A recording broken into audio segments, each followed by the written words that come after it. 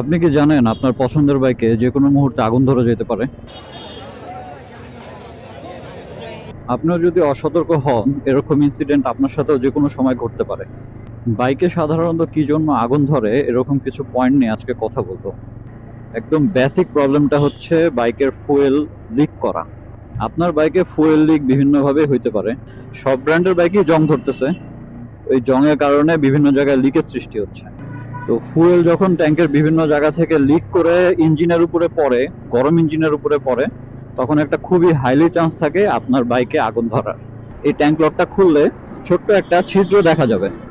এই ছিদ্রটা দেওয়া হয়েছে এই কারণে, যদি কোনো সময় উপর থেকে পানি টানি পড়ে, সেটা হচ্ছে ওয়াশ করার পানি হইতে পারে, বৃষ্টির সময়কার পানিও হইতে পারে। ফুয়েল যখন ওভারলোড করি আমরা, ওভারলোড করলে কিছুটা তেল উপর দিয়ে উপচে পড়ে যায়, সেই তেলটা এই ছিদ্র দিয়ে যেন নিচে পড়ে যায়।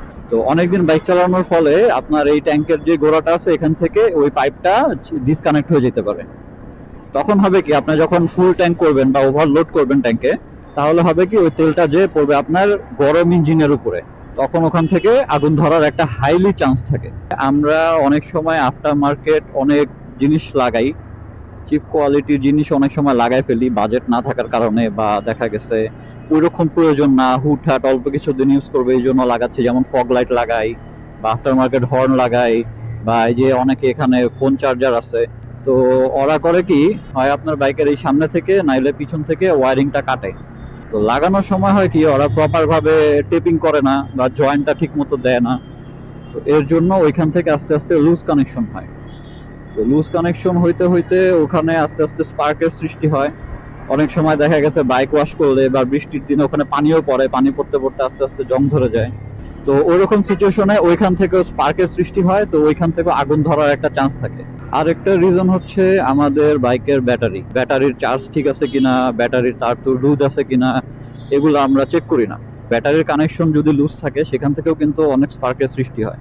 তো ওই স্পার্কটা থেকেও অনেক সময় আস্তে আস্তে আগুন ধরে যেতে পারে। তো আরেকটা রিজন হচ্ছে আমরা অনেকেই বাইকের মেনটেনেন্স একটু কম করি, বা বাইক খুব মানে বাইক চলতেছে, চলতে থাকুক, আমরা ওইভাবে খেয়াল করি না বাইকের আসলে সার্ভিস চাচ্ছে কিনা।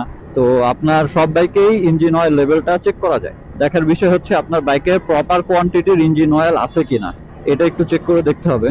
তো ইঞ্জিন অয়েলের কাজটা কি, আপনার ওই ইঞ্জিনের ভিতরে ফ্রিকশনটা কমানো, তো ওভারহিটিং থেকে ইঞ্জিনটাকে মানে সেভ করা। তো আপনার বাইকে ইঞ্জিন অয়েল যদি কম থাকে বা একদমই না থাকে, তাহলে তো আপনার বাইক ওভারহিট হবেই, আর ওভারহিট হইলে ওখান থেকে একটা আগুন ধরার খুবই হাইলি চান্স থাকে।